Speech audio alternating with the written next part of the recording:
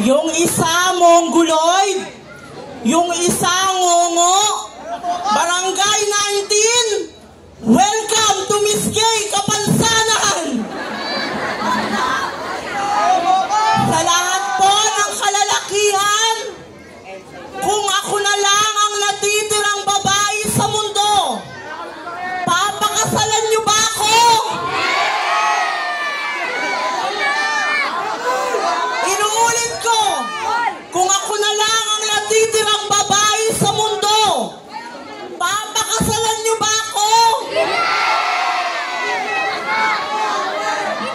Nagmamakaawa na ako.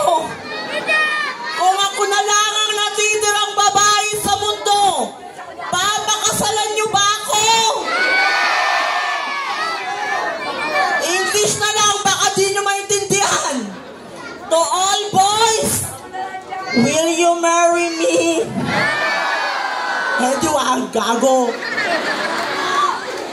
Candidate number 9, kagawad ka pala. Bakit dito ka nagronda? By the way, my name is Almer de Asis. In short, Alzheimer disease.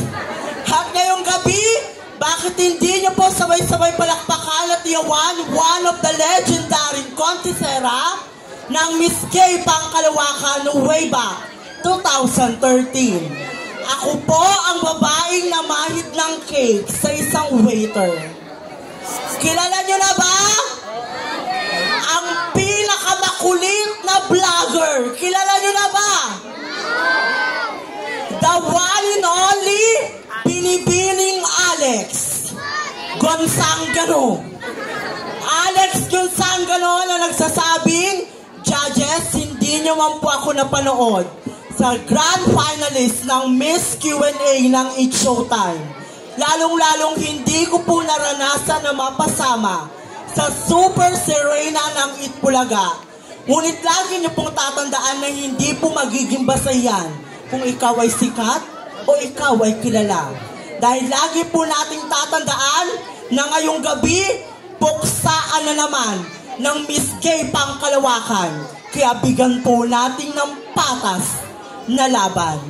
Judges, my festival costume that I'm wearing for tonight to one of the famous festival in South, the Sinulog Festival of Cebu City. Takal pong salamat.